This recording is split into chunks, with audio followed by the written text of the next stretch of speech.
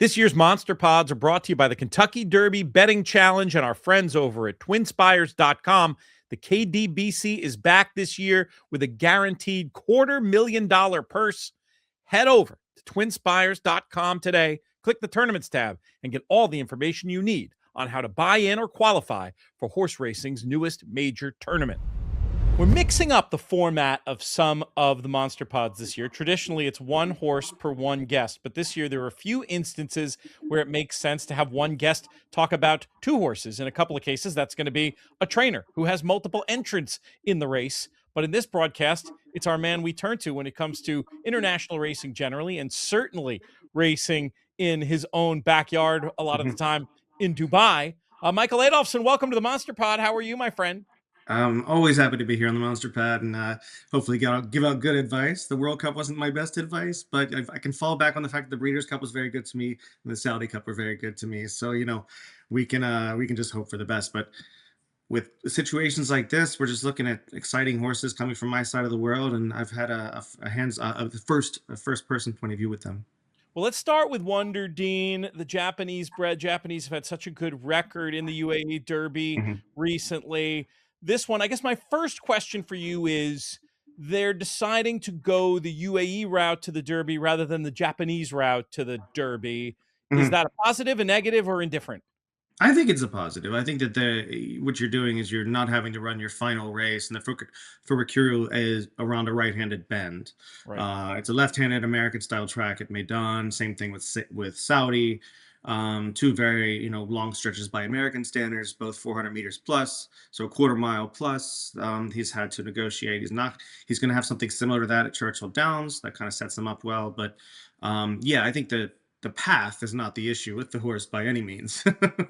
I was just curious. That's a perfect point about the left-handed versus right-handed. Not to mention the gobs of cash. Not that the purse money is bad back home in Japan for a runner like Wonder Dean. How good is this horse? He looked to be showing some stamina late on. He seems to be improving. There's an I can see it if I sprint case for him to be on the board, but you're really good, especially when it comes to trying to figure out where these international runners, especially ones like these that at the moment anyway, we don't have any figures. Well, we have figures, we have time form figures, but we don't have US style speed figures for. How's he going to stack up? Well, I think no, we're actually running 10 3/4, which isn't quite fast enough to figure. I think you're going to need to be in a 5, 6, 7 area to be in the top 4 or 5 in this race, and that's kind of what it was last year, and the year before, and the year before that. It's kind of where these 3-year-olds are stacking up nowadays. Long gone are the days when they're running 1s, 2s, and 3s, but we'll get there one day. No, this is a horse that I think he's moving forward in a way that could put him in the first half of this race at the end of it. What I worry about him is that he had to be pushed out the gate the other day to kind of get into contention.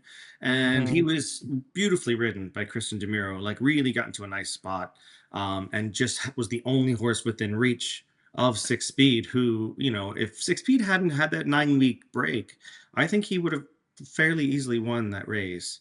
He had those 4 races really tightly packed and then had 9 weeks off out of a mile race and had to jump up to a mile and 3/16. So take that as you will. Some people have stamina questions about him. We'll get to him later. But, for me, from an objective point of view, the horse to take out of the race is the horse that finished second. On the other hand, Wonder Dean, he moved forward. He ran a good race in Saudi. He looked like a winner on the outside, moving with the eventual winner. And then kind of just didn't really, he kind of petered out at the end. So really, either they were using that race, that really deep surface mile race to toughen him up and fitting him up for the UAE Derby, which obviously worked very well. But what does he do out of that race? Does he move forward another 2 or 3 points to put himself, as far as like rags go, in order to put him into contention as a serious player? I have my doubts. He's more of if we were back to the traditional 1.5 Belmont, which we will be next year, he would be the perfect horse to take there. He's got all that deep impact blood in there. He's got he's got stamina influences out the wazoo, and a little bit of speed, to put him into like contention. So, and you need that in a Belmont type race. And I wouldn't be afraid to take him to the mile and a quarter Belmont. But the Derby's a whole different animal. He's going to have to be he's going to have to really break better and really get into more contention, use that stamina and make it a staying game, make that move mid-race like he did in the UAE Derby, from the 800, so from the half mile pole home, chasing home 6 speed. So can he do that with 19 other horses around him? I don't think so, but Not going to be he's easy. he's welcome to prove me wrong. Yeah. My gut says a flat no. But they're good connections, solid pedigree, good horse. I think Christian's got the call back. I haven't heard yet. I haven't heard either. That was on my list of questions, but I Yeah, think I you've can text covered him it. now. If you want to be See, like, maybe "Give he'll us a answer. We can call." have some breaking news I here mean, you on never the know. show. One point of clarification, because there's a lot of new people around here, Michael, because it Okay. is Derby time. The rag figures, when we're citing those, lower is better there, unlike Yeah. most of the other figures we talk about, whether it's time form, international, time form, US, DRF. So just wanted to make And a that better proper progression clarification. is what you need to go into the Mhm. Derby. You look at a horse like last year, Sovereignty literally ran a tick lower each time he ran, and still has. Right. So we'll see. We'll see what he does. But let's see how it does the rest of the season. But yeah, this is you want those horses that are progressing. They've already shown that they're fast enough early, and then they keep progressing in the right direction. So I mean, for me, like horses that are prototypically the ones to beat or look for in the Derby this year to beat are like the Puma. He just Mhm. jumps off the page as like a quintessential getting faster every race, and looks like the horse to beat to me. Please subscribe to the In the Money Media YouTube channel. We know from our own numbers that most of you watching right now are not subscribed, and we'd love to change that. We're making our big Derby season push towards 15,000 subscribers, and subscribing really helps us out. And make sure you do not miss a single piece of our YouTube exclusive Kentucky Derby content. Not to take us too far off the rails, but as a sheet-oriented player, does that make you suspicious maybe of a horse like Further Ado, who that had such a big explosion, or do you think Mhm. maybe he can keep moving forward? I mean, and you look at the way he was ridden. He was ridden like he was trying to get away from a horse chasing him home. I don't know if that was by design or a big old mistake. We'll figure it out. But that 5 year run was very strong. It does put him. I think my gut would say that he goes one direction or the other. He just progresses again, which is a big ask, or he just regresses a little bit but still runs fast enough to be in the picture. Mhm. And that's what I think is probably going to happen with him. I think he's in the top 3 or 4, and I just worry that he won't be able to reproduce that 5 again. Let's get on to the nominal reason you're here and the horse you've already tipped your hand that you at least like him more than the winner of the UAE Derby. Let's talk about 6 Speed. Bhupat Simar, he's been here Mhm. before. Summer is tomorrow. And I guess my first question is, based on the way that one went off like grease lightning in the Derby the other year, do we think 6 Speed is going to be the speed here? He could be. He does break extremely well, but I don't think that would be the plan. Right. I think they know he has the pace to put himself into the race. The plan, I think, in the UA Derby was to kind of break, but hopefully the filly would come over. The filly got squeezed, who was expected to be the early speed. Labwa, who won the UAE Oaks. She's very quick and has a very aggressive rider, and Pinero, who just got squeezed out, and she had nowhere to go. So 6B was kind of out there on his own and just winging it along. And I will say that, like, watching the horse train the week going into the race, he was sweating up a little bit in the morning and getting really eager. And they were trying to pent him up just enough, but not overdo it in the morning. But he was sweating up enough to where it was sort of out of character, which means that those 9 weeks were not great go for his winning chances. He does have the pace to go forward. I expect him to be forward. I would like to see him with a lower side post break well and slot into the pocket, and that's his best chance because he is a very smart horse. He's a not this time. I think about a Bernardini mare. He's got plenty of dirt and stamina in there. Sorry, Medaglia d'Oro mare. He's got plenty of dirt and stamina in there, and Great he's just pedigree. gone through. Yeah, I mean, he's beautifully made. They sold him. I think he originally went for a bargain, 50 grand to the O'Toole family, who are always just really sharp bloodstock people, and then went to Arcana, and Bupat picked him out for about 300,000. And then I believe Don't quote me on this one, but they've been. I know that he went. I know that he was privately sold for at least 1.5 million. Oh, They wow. told me it might have been closer to two, but they won't tell me the exact number because they don't want it in print. So it's between 1.5 and two he was sold for. But Well, considering his pedigree, his disposition, like he's done nothing wrong, and the speed he has, and the fact that he, if he stays in the States over the summer and goes to, like a Cox or a Pletcher or a Brendan Walsh, proper trainers. Um, he could be really fun to watch, especially in that mile to a mile and an eighth area. He'd be a fun horse.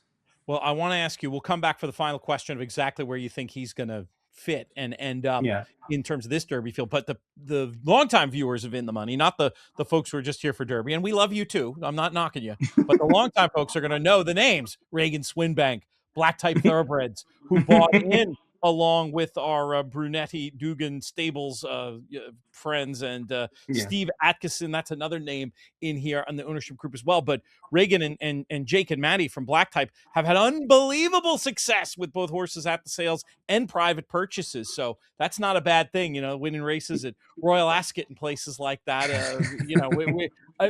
I stood up and took notice seeing that name in Yeah. the ownership group. So give me the prognosis on this one for the Derby specifically. Classy horse, able to finish in the first half of the field. If he doesn't get wrapped up, doesn't get too keen, and he has a proper rider on him who can take a hold of him. Rider is yet to be established. Ownership is up. Boopet's staying out of it, he says. He's saying it's up to the owners. I doubt it'll be McHale because McHale was on Summers tomorrow when he went 44. Right. 21 and 44. But this is a different horse than Summers tomorrow. He's got a ton of stamina on his pedigree, and I've been around him a lot personally. He's very smart. He's very cool. Like, he's just a good animal. It gets a little bullish when you put the saddle on, but that's what I like to see. But for me, go back to the numbers, right? If you look at his numbers, his rags, he's running as the distances increase from 6 to 7 to 8 furlongs, his rags got faster. He ended up with a 10 in the Guineas. That's in January. He has 9 weeks off, runs about, I think it was 11, 11 or 11 and a quarter, I think, to finish second the other day. To me, that just says it was the time off. He has every right to go down to a 9 or an 8, which puts him, to me, in the top 8 of this field, top 7 or 8 finishers. So if he doesn't overdo it, I think we've had plenty of milers in the past, like Frosted, for example, who finished in the top 4 in the race.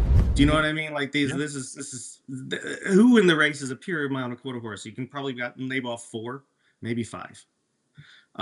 He's definitely not one, but he can definitely finish in the top 5, 6, 7, and that's where I put him. If you want to, I would not leave him out of a super high 5 box. I wouldn't leave him out of a super box.